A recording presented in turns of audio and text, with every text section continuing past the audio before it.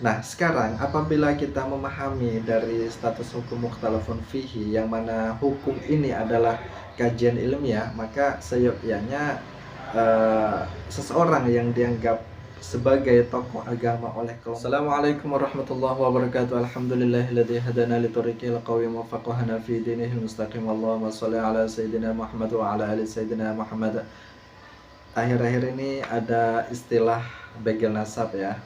Tentunya hal itu membuat kita sedikit tergelitik karena dari apa yang kita saksikan bersama, apa yang kita ikuti bersama, ternyata itu bersumber dari kajian ilmiah Kiai Haji Imaduddin Utsman yang meneliti tentang nasab Ubaidillah, sehingga ada salah satu kelompok yang tidak terima dan kemudian menarasikan bahwasanya apa yang telah diteliti oleh Kiai Haji Imaduddin Utsman ini merupakan suatu pembegalan. Pembegalan adalah suatu kata yang negatif untuk sebuah kasus atau sebuah permasalahan. Dan narasi pembegalan nasab ini dikatakan oleh seseorang yang dianggap tokoh agama oleh kelompoknya. Tentunya hal ini sangat membuat kita sedikit tersenyum, bukan tersenyum ya, sedikit tertawa. Karena kenapa? Karena yang namanya tokoh agama apabila dia itu menemukan tentang permasalahan agama dan ini adalah sifatnya ilmiah yang dikaji oleh Kiai Haji Imaduddin Utsman, tentunya seharusnya dan seyogyanya dibantah dengan diskursus keilmuan pula. Kemudian tentang status nasab Ubaidillah, yaitu mukhtalafun fihi, yang mana mukhtalafun fihi ini merupakan hasil perumusan dari musyawarah yang dilakukan di Pondok Pesantren Benda Kerep kalau nggak salah ya, yang mana di situ dihadiri oleh perwakilan masing-masing dari dzurriyyah Auliatis sehingga menyimpulkan dari beberapa referensi, baik itu referensi dari kitab Ansab, kutub Ansab, kemudian manuskrip, dan juga dari hasil tes DNA yang dilakukan oleh Dzurriyyah Wali Songo, sehingga merumuskan bahwasanya nasab Ubaidillah ini statusnya sebagai mukhtalafun fihi. Tentunya kalau kita menggarisbawahi tentang hukum mukhtalafun fihi dan kita mau mengkaji, memahami, kemudian kita mau membantah, ini tidak ada kata-kata pembegalan nasab. Tidak ada kata-kata pembegalan nasab. Karena kenapa? Karena status hukum mukhtalafun fihi dari sebuah permasalahan ini didasari oleh beberapa faktor. Ada 3 faktor yang mendasari sebuah permasalahan sehingga dia itu pantas untuk menyandang status hukum mukhtalafun fihi. Faktor yang pertama adalah adanya istihsan di dalam permasalahan tersebut.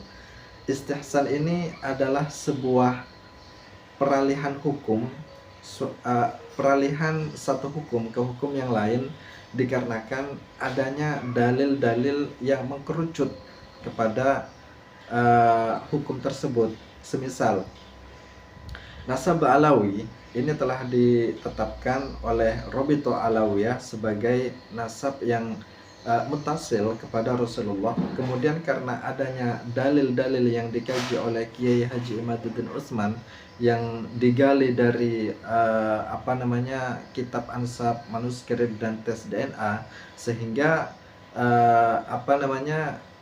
nasab Ubaidillah ini terbantahkan dengan adanya dalil. Jadi ada 2 ketetapan. Ketetapan yang pertama adalah penelitian dari Robito Alawiyah, kemudian penetapan yang kedua ini dalil dari penelitian Kiai Haji Imaduddin Utsman. Ini yang pertama, faktor yang pertama. Kemudian tidak cukup itu saja, harus ada beberapa faktor yang lain, yaitu yang kedua adalah maslahah mursalah.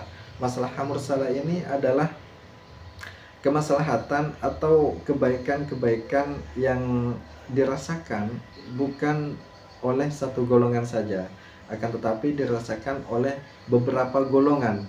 Jadi yang Robitoh Alawiyah itu tetap meyakini bahwasanya nasab Ubaidillah itu menyambung kepada Rasulullah Shallallahu Alaihi Wasallam. Kemudian yang tidak percaya ini juga mempunyai dalil, yaitu dengan kajian ilmiah yang digali oleh Kiai Haji Imaduddin Utsman dengan referensi yang telah saya sebutkan tadi. Kemudian faktor yang ketiga ini adalah uruf. Uruf itu orang umum itu mengetahui bahwasanya nasab Ubaidillah itu tersambung kepada Rasulullah Shallallahu Alaihi Wasallam, dan juga sekarang ini sudah juga banyak yang mengetahui bahwasanya nasab Ubaidillah itu tidak tersambung dengan Rasulullah Shallallahu Alaihi Wasallam.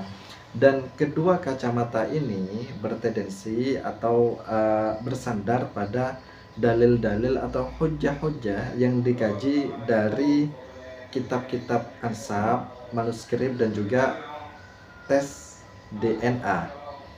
Nah, sekarang apabila kita memahami dari status hukum mukhtalafun fihi, yang mana hukum ini adalah kajian ilmiah, maka seyogyanya seseorang yang dianggap sebagai tokoh agama oleh kelompoknya ini